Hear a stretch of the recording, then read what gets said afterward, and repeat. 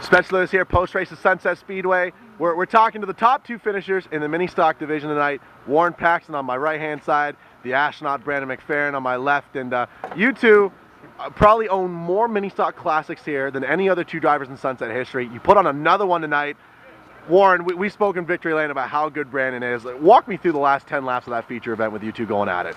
There's a lot of looking over my shoulder. A lot of time spent wondering what was going to happen next and what angle he was going to try and play on me. And you know what? I mean, got to give him credit. He was right there. I could literally feel him pushing on the bumper a couple of times, and runs he clean. A lot of fun. Brandon, you showed a lot of respect tonight and ran Warren as clean as I'm sure he would run you if he was in the same position. Is there just that much mutual respect between you two as competitors? Yeah, definitely. I mean, there's no sense of spinning a guy that, you know, it's good, hard, clean racing, and you give him a bumper a couple times, just like racing, friendly kind of tap, tell him I'm there, and we were there at the end, but we just ran out of laps.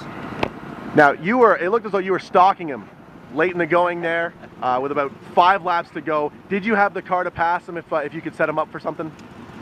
If we had about 5 more laps, we might have seen a good finish. That's all I'm going to say. Now, we actually ended under caution. We had a couple of laps, there was 1 lap left on the board. Unfortunately, fluid on the racetrack sort of ended it prematurely. Were you looking to maybe get a good restart late in the going? What was going to be the strategy heading into that final restart? I found that my car takes a few laps to wind up and start actually racing. His car it goes like hell off the start, and I don't think I could have got him if we got another restart. It would have been close. Warren, what's the strategy that plays out in your head when you've got McFerran on your back bumper? You know how much power that 64 car makes. What are you trying to do with your car to make sure that McFerran stays in your rear view? Run my line.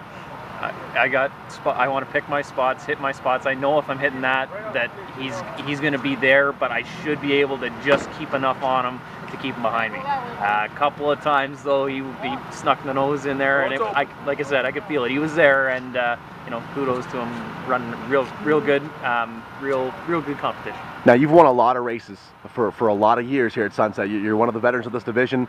This car that you have is so good, and the family-run team that you've assembled really knows what they're doing. You've raced against some of the biggest names in the mini stock division. Where would you rank young Brandon amongst the elite? Oh, he's right up there. I mean, I couldn't put a number to it, but he's a guy, and we spoke about this earlier, the two of us. We've lost a few of those drivers that you really enjoyed running with side by side every week. I'm glad that he's back now, has been the last few weeks, and just a real good competitor that you can run door to door with for lap after lap, and know that if you do touch, it's because you're racing that hard. It's not that they're trying to, you know, shove you up into the wall. It's just that good. Brandon, second place finish tonight to Warren. Is that something you're able to go back to the drawing board and be happy with?